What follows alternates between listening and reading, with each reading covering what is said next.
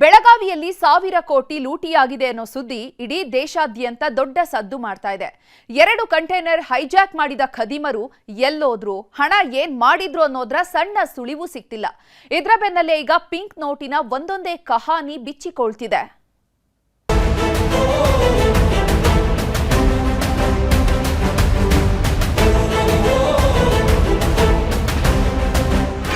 ದೇಶದಲ್ಲಿ ನಿನ್ನೆಯಿಂದ ದೊಡ್ಡ ಸಂಚಲನ, ಅಚ್ಚರಿ ಸೃಷ್ಟಿಸಿರೋ ಏಕೈಕ ಸುದ್ದಿ ಅಂದ್ರೆ ಚೋರ್ಲಾ ಘಾಟ್ನಲ್ಲಿ ನಡೆದಿರುವ 4 ಶತಕೋಟಿ ರೂಪಾಯಿಯ ರಾಬರಿ.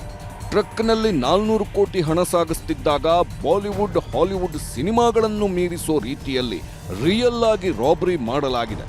ಮಹಾರಾಷ್ಟ್ರದಿಂದ 400 ಕೋಟಿ ರೂಪಾಯಿ ಗರಿಗರಿ ನೋಟುಗಳನ್ನ ಹೊತ್ತು ಬರ್ತಿದ್ದ ಟ್ರಕ್ಕನ್ನೇ ಹೈಜಾಕ್ ಮಾಡಿ ಅದರಲ್ಲಿಂದ ಹಣವನ್ನ ಅಕ್ಕಿ ಮೂಟೆ ತುಂಬಿಕೊಂಡು ಹೋದಂಗೆ ಹೊತ್ಕೊಂಡು ಹೋಗಿದ್ದಾರೆ.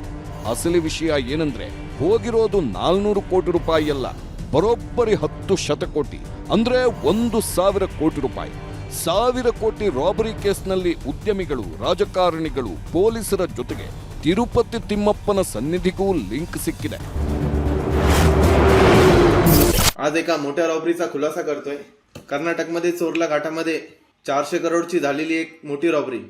16 ऑक्टोबर रोजी चोरला घाटामध्ये रात्रीच्या वेळेस 2 कंटेनरमध्ये 400 करोड रुपये जे गोव्यातून कर्नाटक मार्गे बालाजी ट्रस्टला जात असताना चोरला घाटात रात्रीच्या वेळेस लुटले गेले. 400 ಕೋಟಿ ಅಲ್ಲ, 1,000 ಕೋಟಿ ಹಣವನ್ನ ಕರ್ನಾಟಕದ ಗಡಿಯಲ್ಲಿ ರಾಬರಿ ಮಾಡಿದ್ದಾರೆ. ಹೀಗಂತ ಹೇಳ್ತಿರೋ ಈತನ ಹೆಸರು ಸಂದೀಪ್ ಪಾಟೀಲ್. ಇಲ್ಲಿವರೆಗೆ ಸಿಕ್ಕಿರೋ ಮಾಹಿತಿ ಪ್ರಕಾರ ಈ ಸಂದೀಪ್ ಪಾಟೀಲ್ ಕಪ್ಪು ಹಣವನ್ನ ಬಿಳಿ ಹಣವನ್ನಾಗಿ ಮಾಡುತ್ತಿದ್ದ ಒಬ್ಬ ಮಧ್ಯವರ್ತಿ. ರಾಜಕಾರಣಿಗಳು, ಉದ್ಯಮಿಗಳು ಮುಚ್ಚಿಟ್ಟು ಬಚ್ಚಿಟ್ಟ ಹಣವನ್ನ ಅವರು ಹೇಳಿದ ಕಡೆಗೆ ಸಾಗಿಸೋಕೆ ಈತನೇ ಮಾಸ್ಟರ್ ಮೈಂಡ್. ರಾಜಕಾರಣಿಗಳು, ಉದ್ಯಮಿಗಳ ಬ್ಲ್ಯಾಕ್ ಮನಿ ಶಿಫ್ಟಿಂಗ್ನಲ್ಲಿ ಈತನಿಗೂ ಒಂದು ಪಾಲಿತ್ತು. ಹೀಗಾಗಿ ದರೋಡೆಯಾದ 1,000 ಕೋಟಿ ಹಣದಲ್ಲಿ ಈತನ ಶೇರಿಂಗ್ ಹಣವೂ ಹೋಗಿದ್ದು. ನನ್ನ ಹಣ ಹೋದ್ರೂ ಪರವಾಗಿಲ್ಲ ಅಂತ 1000 ಕೋಟಿ ಹವಾಲಾ ಹಣದಲ್ಲಿ ಯಾರೆಲ್ಲ ಭಾಗಿ ಅನ್ನೋ ಗುಟ್ಟನ್ನ ಈತನೇ ಹೊರಹಾಕಿದ್ದಾನೆ. ಕಿಶೋರ್ ಸೇಠ್ ರಿಯಲ್ ಎಸ್ಟೇಟ್ ಉದ್ಯಮಿ, ವಿರಾಟ್ ಗಾಂಧಿ ಹವಾಲಾ ಏಜೆಂಟ್, ಜಯೇಶ್ ಉದ್ಯಮಿ ಕಿಶೋರ್ ಸ್ನೇಹಿತ, ಗುಜರಾತ್ ರಾಜ್ಯದ ಪ್ರಭಾವಿ ರಾಜಕಾರಣಿ. ಸಂದೀಪ್ ಹೇಳೋ ಪ್ರಕಾರ ಟ್ರಕ್ನಿಂದ ರಾಬರಿ ಆಗಿರೋ ಹಣದಲ್ಲಿ ಗುಜರಾತ್ನ ಪ್ರಖ್ಯಾತ ರಾಜಕಾರಣಿಯದ್ದೇ ಸಿಂಹಪಾಲು ಇತ್ತಂತೆ. ಇದಕ್ಕೆ ಸಾಕ್ಷಿ ಅನ್ನೋ ಹಾಗೆ ಕಿಶೋರ್ ಮತ್ತು ಜಯೇಶ್ ಮಾತಾಡಿರೋ ಆಡಿಯೋ. 1-2 दिवसात आता निपटारा होईल त्याचा. चालेल सर. 1-2 दिवसात ते निपटारा झाला. आणि हे असं आहे की त्याला मी बोललो, विचारा त्याला की हे मटेरियल गेला कुठे आणि हे कोणी. ते त्याचं म्हणणं असं होता की त्यांनी अर्जितच्या सांगण्यावरनं गेम केली. कर्नाटकचे पोलीसवाले पण होते, त्यातनं मटेरियल कुठे गुम झाला. आता तो जे काय त्याच्या, कारण तो त्याच्या अंडरमध्ये आहे, तो विराट पण तो त्याच्याशी मस्ती करू शकत नाही. तो ಗುಜರಾತ್ ರಾಜಕಾರಣಿಯ ಹೆಸರು ಥಳಕು ಹಾಕೊಳ್ತಿದ್ದಂತೆ ಇಡೀ ಪ್ರಕರಣ ರಾಜಕೀಯ ತಿರುವು ಪಡೆದಿದೆ. ಇಷ್ಟು ದೊಡ್ಡ ಹಣ ಮಹಾರಾಷ್ಟ್ರದ ಕಾಂಗ್ರೆಸ್ ನಾಯಕರಿಗೆ ಸೇರಿದ್ದು ಅಂತ ಬಿಜೆಪಿಯವರು. ಮಹಾರಾಷ್ಟ್ರದಲ್ಲಿ ಬಿಜೆಪಿ ಆಡಳಿತ ಇರೋದು, ಹಾಗಾಗಿ ಬಿಜೆಪಿಯವರಿಗೆ ಸೇರಿದ್ದು ಹಣ ಅಂತ ಕಾಂಗ್ರೆಸ್ನವರು ಆರೋಪ ಮಾಡುತ್ತಿದ್ದಾರೆ. ಇಷ್ಟು ದೊಡ್ಡ ಪ್ರಮಾಣದ ಒಂದು ವೇಳೆ ಹಣ ಇವತ್ತು ಹೈಜಾಕ್ ಆಗಿದೆ, ಚೋರಿ ಆಗಿದೆ, ಡಕಾಯಿತಿ ಆಗಿದೆ ಅಂದರೆ FIR ಎಲ್ಲ ಆಯಿತು, ಯಾವ ಸಮಯದಲ್ಲಿ ಆಗಿದೆ, ಇವತ್ತು ಯಾಕೆ ಕರ್ನಾಟಕ ರಾಜ್ಯಕ್ಕೆ ಇಲ್ಲಿವರೆಗೆ ಮಾಹಿತಿ ಕೊಟ್ಟಿಲ್ಲ, ಅದೆಲ್ಲ ಏನು ಗೌಪ್ಯತೆ? ಫಡ್ನವೀಸ್ ಅವರು ಇದಕ್ಕೆ ಉತ್ತರ ಕೊಡಬೇಕು. ಕಾಂಗ್ರೆಸ್ ಆಡಳಿತದಲ್ಲಿದ್ದವರು ಈ ರೀತಿಯ ಕೆಲಸ ಕಾರ್ಯಗಳನ್ನು ಭಾರಿ ಸಂದರ್ಭದಲ್ಲಿ ಮಾಡಿರುವಂಥದ್ದು. ಇಲ್ಲಿ ಹಣ ಕಲೆಕ್ಷನ್ ಮಾಡೋದು, ಇದನ್ನು ಬೇರೆ ಬೇರೆ ಕಡೆ ಕಳಿಸಿಕೊಡುವಂಥದ್ದು ನಾವೆಲ್ಲ ನೋಡಿದ್ದೀವಿ. ಚುನಾವಣೆಗೆ ಒಂದು ರೀತಿಯಲ್ಲಿ ATM ಆಗಿ ಕರ್ನಾಟಕವನ್ನ ಮಾಡಿ ಅಲ್ಲಿಂದ ಹಣ ದೋಚಿ ಕಳಿಸಿಕೊಡುವಂಥದ್ದು ನಾವು ಕಂಡಿದ್ದೇವೆ.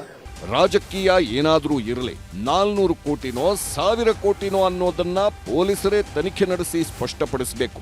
ಯಾವ ಪಕ್ಷದವರಿಗೆ ಸೇರಿದ್ದು, ಯಾವ ರಾಜಕಾರಣಿಗೆ ಸೇರಿದ್ದ ಹಣ ಅನ್ನೋದು ಗೊತ್ತಾಗಬೇಕು. ನಿಜ, ಕಾಂಗ್ರೆಸ್ ಸೇರಿದಂತೆ ಪ್ರತಿಪಕ್ಷದವರೆಲ್ಲ CBIಗೆ ಕೊಡಿ, ಸುಪ್ರೀಂ ಕೋರ್ಟ್ ಹಾಲಿ ನ್ಯಾಯಮೂರ್ತಿಗಳ ಸಮಿತಿಯಲ್ಲಿ ತನಿಖೆ ಆಗಲಿ ಅಂತಿದ್ದಾರೆ. ಆದರೆ ಮಹಾರಾಷ್ಟ್ರ ಸಿಎಂ ದೇವೇಂದ್ರ ಫಡ್ನವೀಸ್ SIT ರಚನೆ ಮಾಡಿ ತನಿಖೆಗೆ ಸೂಚಿಸಿದ್ದಾರೆ. ಮಹಾರಾಷ್ಟ್ರ SIT ಪೊಲೀಸರು 6 ಜನರನ್ನ ಬಂಧಿಸಿ 1000 ಕೋಟಿ ರಹಸ್ಯದ ಬಗ್ಗೆ ವಿಚಾರಣೆ ಮಾಡುತ್ತಿದ್ದಾರೆ.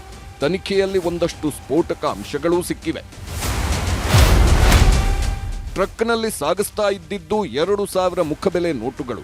ಮಹಾರಾಷ್ಟ್ರದಿಂದ ಗೋವಾ ಕರ್ನಾಟಕ ಮಾರ್ಗದಲ್ಲಿ ಸಾಗಾಟ ಮಾಡ್ತಿದ್ರು. ಟ್ರಕ್ಗೆ GPS ಅಳವಡಿಸಿ ಎಲ್ಲೆಲ್ಲಿ ಹೋಗ್ತಿದ್ದ ಅಂತ ಪರಿಶೀಲನೆನೂ ಮಾಡ್ತಿದ್ರಂತೆ. ಆದ್ರೆ ಬೆಳಗಾವಿಯ ಚೋರ್ಲಾ ಘಾಟ್ ಬಳಿ ಸಿಗ್ನಲ್ ಸಿಗದಿದ್ದಾಗ ಹಣವಿದ್ದ ಟ್ರಕ್ ಹೈಜಾಕ್ ಆಗಿದೆ. 2025 ಅಕ್ಟೋಬರ್ನಲ್ಲಿ ಟ್ರಕ್ ಹೈಜಾಕ್ ಮಾಡಿ ಹಣ ಲೂಟಿ ಮಾಡಿದ್ದು. ಹೈಜಾಕ್ ಟ್ರಕ್ನಲ್ಲಿದ್ದ ಹಣ ತಿರುಪತಿಯಲ್ಲಿ ಬೇರೆ ಕಡೆಗೆ ಶಿಫ್ಟ್ ಮಾಡಲಾಗಿದೆ. ಕೃತ್ಯದಲ್ಲಿ ಸಂದೀಪ್ ಪಾತ್ರವಿದೆ ಅಂತ ಕಿಶೋರ್ ಶೇಟ್ ಆರೋಪ ಮಾಡಿ ಸಂದೀಪ್ನನ್ನ ಅಪಹರಿಸಿ ಟಾರ್ಚರ್ ಕೊಟ್ಟು ಪ್ರಶ್ನಿಸಿದ್ರು ಅನ್ನೋದು ಗೊತ್ತಾಗಿದೆ. ಇನ್ನು ಟ್ರಕ್ನಲ್ಲಿ ಹಣ ಸಾಗಿಸ್ತಿದ್ದ ಹವಾಲಾ ಏಜೆಂಟ್ ವಿರಾಟ್ ಹುಡುಗರು ಕೂಡ ನಾಪತ್ತೆಯಾಗಿದ್ದು ಹುಡುಕಾಟ ನಡೆಯುತ್ತಿದೆ.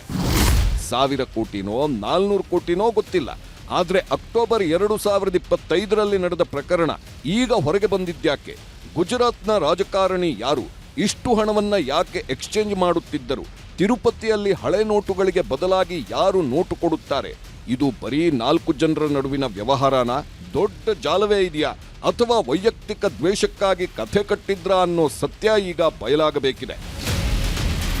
Bureau report, news 18.